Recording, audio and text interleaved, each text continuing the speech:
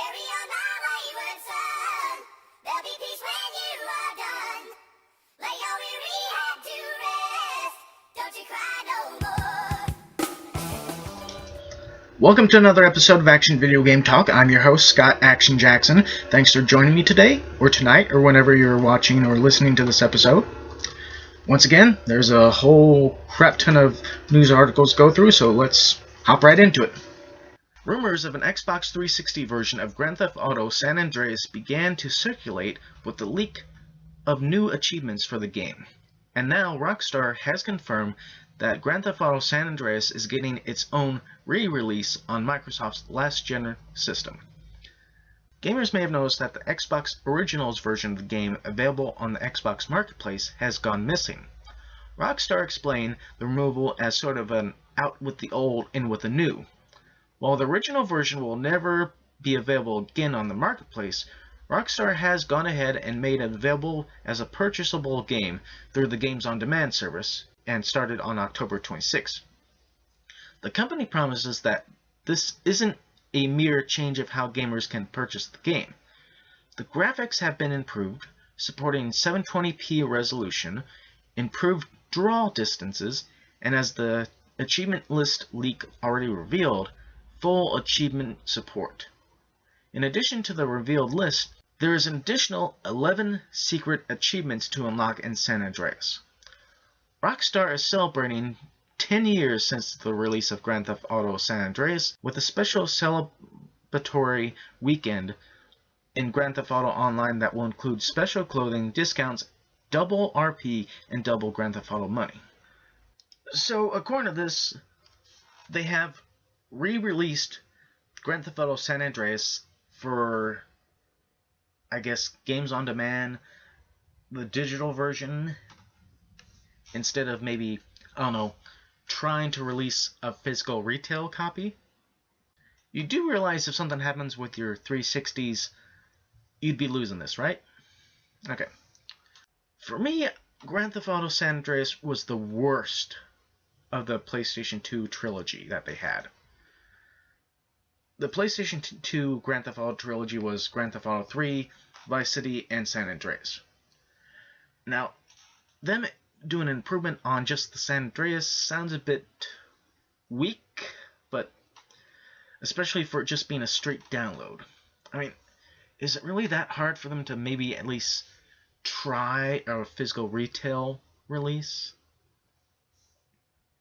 And then, yeah, once again, this news article is kind of delayed because it was talking about the little Rockstar celebrating the San Andreas 10 years with the Grand Theft Auto Online, which is probably long over by now. So, sorry about it being late, but I got to it when I could. If you are a fan of Grand Theft Auto San Andreas and have an Xbox 360 and want to give this a shot and you actually have high-definition TV, here's your chance to get a better version of the game. If you're planning on purchasing Halo the Master Chief Collection, you might want to start making room on your hard drive or purchase an external one. 343 Industries has warned that the game nearly fills a 45GB Blu-ray disc and will have a sizable update pre-launch. An Xbox Wire post from a studio head for Halo external development at 343 Industries revealed a 20GB update for the game. You'll be able to start playing campaign and more as the content is installing, with some features and multiplayer content being added via the update. Yes, the update is large, but we weren't about to cut corners to save disk space. Despite the game going gold and heading off for manufacturing, 343 Industries isn't done yet tuning the game. Our work is not done. However, as we continue to tune, tweak, and optimize the online experience to ensure a smooth multiplayer launch, this will continue right up until launch day. Halo Master Chief Collection is out on November 11th with pre-order and pre-loading starting. If you have automatic update downloads enabled on your Xbox One, you'll get the 20GB update when it's ready, which will likely prevent a wait when the game is unlocked. This is a massive amount of downloading you had to do.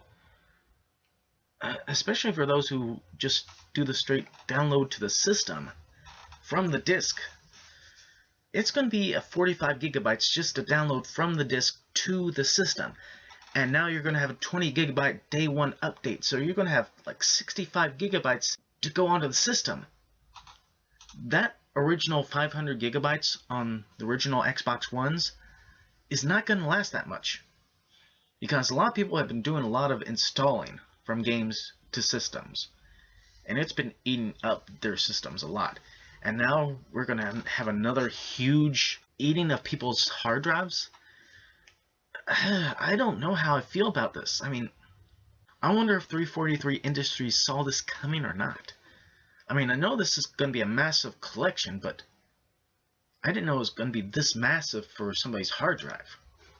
As reported, that Halo the Master Chief Collection will have a 20 gigabyte update in addition to the approximately 45 gigabytes on the Blu-ray disc. Now we have a little bit more information about what that additional content represents and why this decision was made. Halo franchise development director Frank O'Connor took to Neo GAF to explain. "That's not a patch, it's content," O'Connor writes. "The game is designed to run as a single, unified product. Digitally is seamless, obviously, but we also wanted disc users to have the same experience, without swapping discs. Since the bulk of it is MP or MP related, the logic is sound. There will also be a title update in there, but that in itself is a tiny fraction of the content." O'Connor reiterates that the campaign content is on the disc and will work without the content update. In other words, if you happen to be away from your internet connection, you'll still be able to enjoy the offline portions of the game. So, from what I'm guessing, what this is trying to say is that this isn't just an update patch. This is content that you're having to additionally download. Why? I mean, is Blu-ray technology getting limited that they couldn't have included it onto the disc? It's nice that they have some of it that you had to download to make sure all the content stays on the disc, which this apparently is supposed to do. But they had to have had some... There had to be some other way that they could have put it all on the disc. I mean, they should have been able to figure out a way to do that. Activision and Torn Banner Studios has revealed the console release dates for Chivalry Medieval Warfare, along with a handful of new screenshots. The ultra-violent, multiplayer-focused game comes to PlayStation 3 on December 2nd and Xbox 360 on December 3rd for $15. Medieval Warfare will launch with over 60 weapon options, customizable gear, and 12-player online support for a variety of game modes including free-for-all and team deathmatch. Why can't Activision leave Warfare alone? It's weird enough that Activision and their Call of Duty franchise mostly repeats the same progress over and over, but now I don't know if this Medieval Warfare is going to be an update or not. I tried watching footage of it online, and it doesn't really look that impressive. I mean, it is ultra-violent, and it does have a lot of multiplayer focus to it. So it didn't seem like there was any major offline or single-player gameplay in it. But I'm going to be curious to see. It probably will have like a mature rating for this game. Apparently, from what I've seen, it can be a lot of fun, but I'm not too sure about this game. Far Cry is taking a bigger step towards the realm of the fantastical in the just announced Season Pass. In addition to a number of more mundane story and PvP missions, Ubisoft is introducing Yetis to the dangerous wildlife. In the Valley of the Yetis, AJ has crashed in icy terrain. Players will have to scavenge for supplies to reinforce the base camp, because a cult and the Yetis mostly come out at night. Mostly. You'll be able to fend off the beasts in single player and co-op. The bundle, which will retail for $29.99, a 20% discount, will also include The Syringe, a single-player and cooperative mission available on launch day, Escape from Durgish Prison, a single-player and cooperative mission, Herc Deluxe Pack, 5 missions and new weapons including a Impaler Harpoon Gun, Overrun, PvP Capture Point Mode. So this just explains, I guess, most of the details as far as the Far Cry 4 Season Pass. The most major bit of it is including Yetis in the Dangerous Wildlife.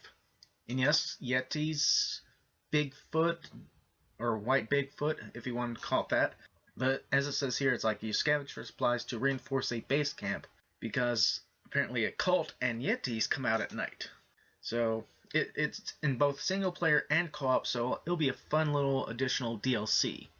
And also, they're including some more missions, a few more weapons, so your usual Season Pass, which includes additional content.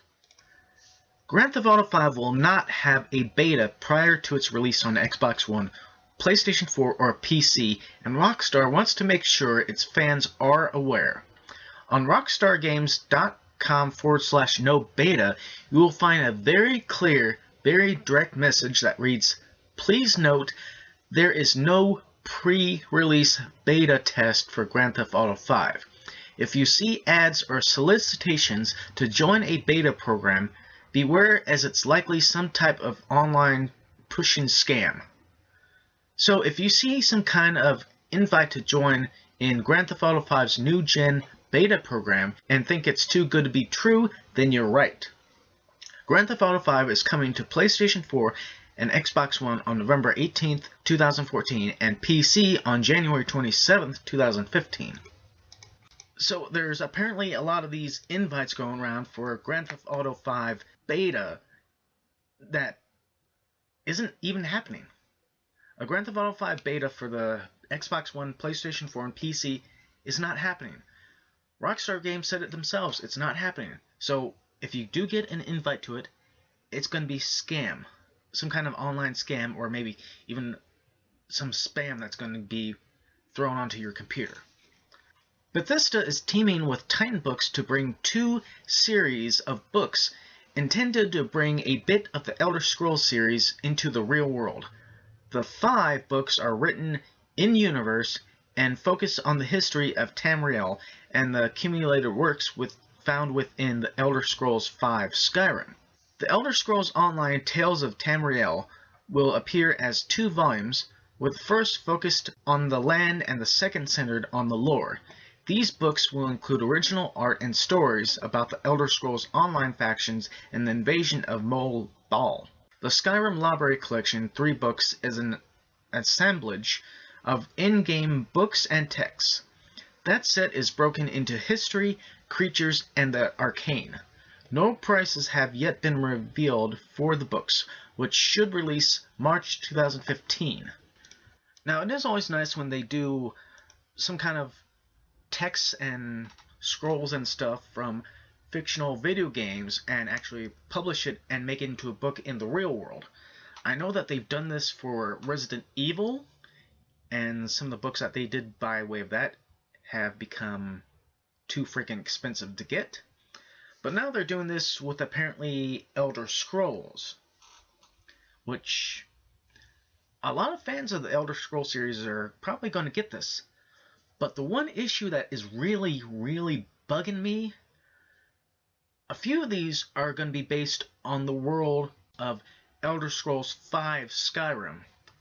Yet, Bethesda and Titan Books are going to be labeling it Elder Scrolls Online. What the hell is wrong with you, Bethesda and Titan Books? This is supposed to be Skyrim, not Elder Scrolls Online. But they said that these books should be released March 2015, so I don't know if they're going to be all available then, or if maybe just they'll start releasing them then. And they don't have an actual price listing for them, so if they're going to be physical books and not digital stuff, I'm guessing maybe $30 each. A brand new game mode for WWE 2K15 called Who Got NXT was announced by 2K. The new mode will be exclusive to the last generation versions of the game. Who Got NXT centers around 5 NXT superstars. Each of the 5 wrestlers have their own chapters, which consist of 4 matches. Completing these matches in order, along with each match's stipulations, will unlock each wrestler on the main roster. Completing all 5 chapters of Who Got NXT will unlock the Providing Ground mode. Providing Ground is described as a spiritual successor to WWE 2K14's Defeat the Streak game mode. While Defeat the Streak pitted players against The Undertaker, Proving Ground will put you against WWE 2K15 cover star John Cena. Now, I do like the idea of this Who Got NXT mode, but I don't like the fact that it's only going to be last generation versions. By last generation, I mean Xbox 360 and PlayStation 3. Something like this they could have thrown onto the PlayStation 4 and Xbox One version, which we can always hope that they would include it maybe later on as a DLC content. Hope is the key word. But it is nice to be able to go through, I guess, some of this NXT roster. There's 5 wrestlers that you can go through, some of which I cannot pronounce, which is why I didn't really say their names in the article. But going through all 5 chapters of Who Got NXT does unlock this Proving Ground mode, which it says is a kind of a different version of Defeating the Streak from last year's game. In that one, you had to go up against The Undertaker and end his WrestleMania streak. In this one, it's kind of the same thing, but you go up against John Cena. Now, that part itself sounds nice. It would have been better if you could actually have a different, maybe have like Proving Ground with a different WWE superstar. Dragon Ball Xenoverse is due for release in America on February 17th. If you're looking to get a hold of the Day 1 edition, this version includes an exclusive playable character, namely Super Saiyan 4 Vegeta, along with 2 special Frieza battlesuits in crystal and gold. Alternatively, Dragon Ball Xenoverse is out for consoles in Europe on February 13th, 2015, and February 17th for Steam users. So the good news, we finally have a release date for Dragon Ball Xenoverse. The bad news, it's February 17th for here in America. But at least we finally got a date. And we know that there's going to be a special Day 1 edition, which is going to include Super Saiyan 4 Vegeta from the GT series for some odd reason, along with a few Frieza battlesuits, which I'm still confused on why there's a GT character, but I mean, the name of the title itself, Dragon Ball Xenoverse, so technically it could... so here, this is trying to do an explanation for this game.